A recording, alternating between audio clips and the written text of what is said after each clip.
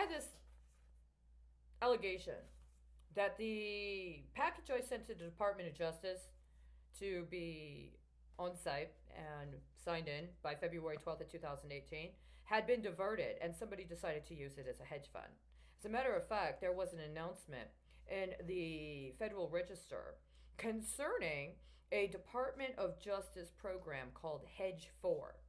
Now, Hedge 4 itself may not literally be an actual hedge fund, but that and other Department of Justice tactics absolutely 100% correlate with other people's hedge funds, including hedge fund managers of local police pension systems.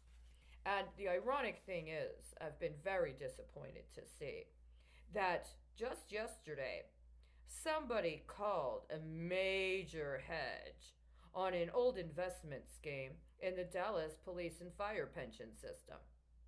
That specific scheme had been swapped, rotated, flipped, or used in conjunction with what I experienced in Houston when I was investigating securities fraud, right? When I went to report it first to the police.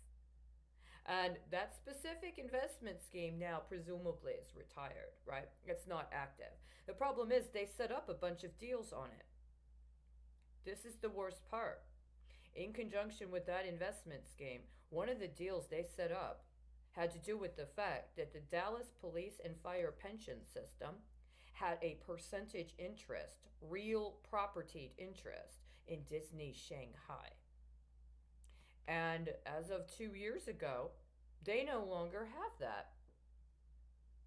Just around the time that Houston started the Texas twist and turn, where all of the correlations between law enforcement that I was dealing with on the bandwidth I was in Houston were focused on how in China, the Chinese law enforcement in China had been engaged in a crackdown on people that were millionaires and billionaires that were alleged to be involved in corruption, including controversial crackdowns. It brought up issues of jurisdiction and extradition policy.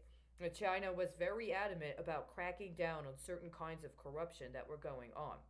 But right around the time that the Dallas police and fire pension system divested from Disney Shanghai, all those references to China were about how corrupt China was and how terrible it was that China was doing all of these things that were so terrible.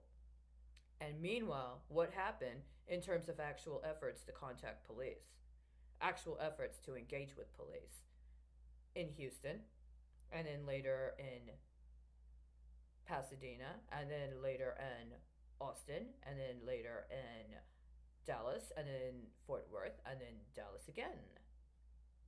What happened? I mean, everybody's going to have a different experience, I'm certain. But I had my own experience. I also had the experience where I found those trade court decisions. Not the district court, by the way.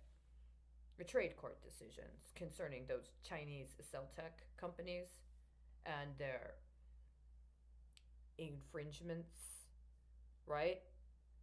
Yeah, I know. I know. What is attempted for evacuation tonight?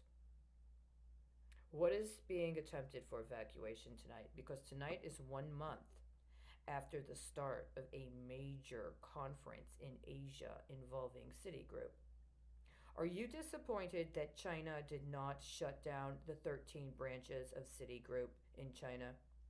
Because I am as well. They should have shut down Citigroup and they should have evicted Citigroup from China.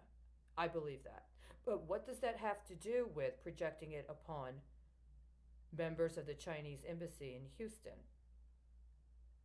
I just would say you might want to exercise some caution in your next moves if you really intend to fulfill an ultimatum to evict the staff of the Chinese embassy or the Chinese consulate in Houston.